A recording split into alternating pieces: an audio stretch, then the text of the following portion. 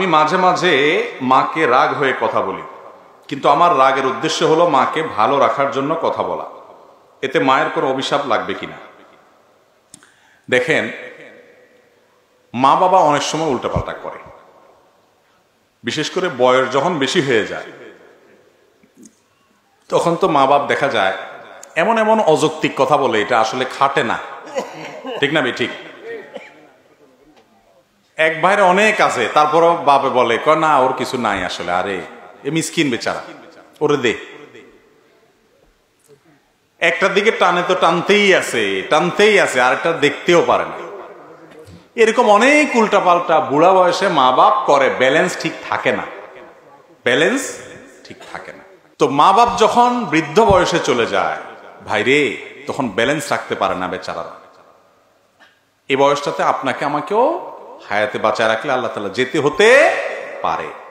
পৃথিবীতে সকল সন্তানের কাছে, সকল বাপ মা, হাতে গোনা ব্যতিক্রম কিছু থাকতে পারে, সব সময় ব্যাকডেটেড থাকে। ব্যাকডেটেড বুঝেন মানে কি? ওল্ড, আগের যুগের, খাটে না এমন কথাবার্তা বলে, স্মার্ট না।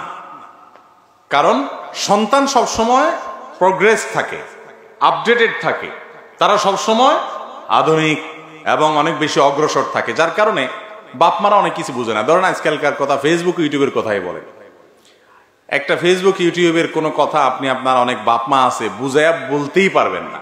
ঠিক না? ঠিক।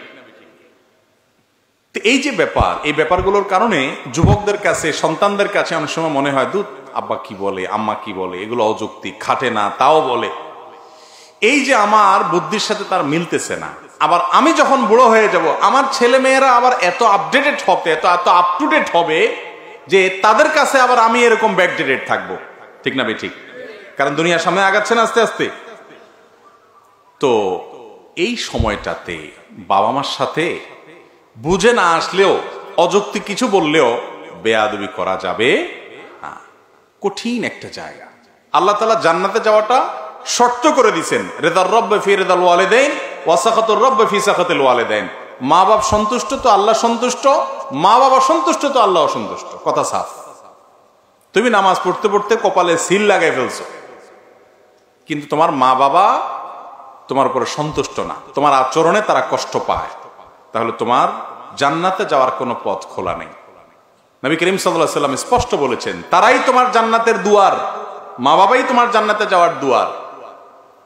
যদি তাদের কথা অযৌক্তিক মনে হয়, তুমি রাগ করে ঝাড়ি দিয়ে বেয়াদবি করে তাদের সাথে কথা বলার অধিকার নাই। এখন কথা হলো, অনেক সময় তারা উল্টাপাল্টা করেন, একটু তাদের ভালোর জন্য তাদেরকে বকা দেওয়া লাগে, ভালোর জন্য বকা দেওয়া লাগে। ধরেন কথার কথা, বাবা ডায়াবেটিসের রোগী, তাও মিষ্টি খাবে, ওনার ক্ষতি হবে কিন্তু তাও খাবে। এখন তার ভালোর জন্য তাকে মিষ্টি খাওয়া থেকে থামাইতে হবে। তো কি করবেন? মিষ্টি ওনার হাতের নাগালে রাখবেন না, দূরে কোথাও রাখবেন, ফ্রিজে তালা সিস্টেম করবেন।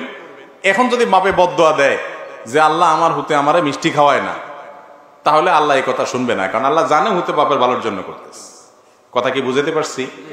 কিন্তু তাই বলে আপনি বেয়াদবি করতে পারেন না, ব্যবহার খারাপ করতে পারেন না, শক্ত ভাষায় কথা বলতে পারবেন না। অনেক সময় রাগ করা যায় মায়ের সাথে, বাপের সাথে। সে রাগটা হয় মায়ার রাগ। কিরকম মায়ার রাগ?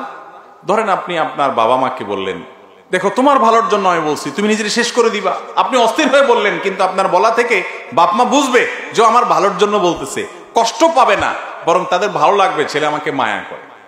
কথা কি বুঝাতে পারছি? তো এই টাইপের রাগ করতে পারেন। কিন্তু যদি আপনি বেয়াদবি করেন, চোখ রাঙান, শক্ত ভাষায় কথা বলেন এবং ধমক দিয়ে কথা বলে দমান, যেটাকে বেয়াদবি বলে, সেটা তাদের ভালোর জন্য আপনি করতে পারবেন না। অনেক যুবকরা জিজ্ঞেস করে, বাপে নামাজ পড়ে না, মায়ের নামাজ পড়ে না, কি করব? দমক দিতে পারবো? আমাকে না, দমক দিতে পারবেন না। নরম সুরে যতটুকু পারেন বলবেন, তাতে উনি মানলে মানবেন, না মানলে নাই। আপনি বেয়াদবি করার ইখতিয়ার রাখেন না। কোরআনে আল্লাহ কেন বলেছেন, ইম্মা ইয়াবলুগান্না ইনদাকাল কিবারা আহাদুহুমা আও কিলাহুমা, তোমার মা বাবার উভয় অথবা যে কোনো একজন বৃদ্ধ হয়ে গেলে, বার্ধক্যে গেলে, ফালা তাকুল্লাহুমা উফ ওয়ালা তানহারহুমা, মা বাপকে ধমক দিয়ে কথা বলো না, উফ বলিও না, যখন তারা বুড়া হয়ে যায়, বার্ধক্যে চলে যায়, বৃদ্ধ হয়ে যায়। কেন আল্লাহ এটা বলছেন? তার মানে কি জোয়ান থাকতে মা বাবার সাথে বেয়াদবি করা যাবে? কি বলেন?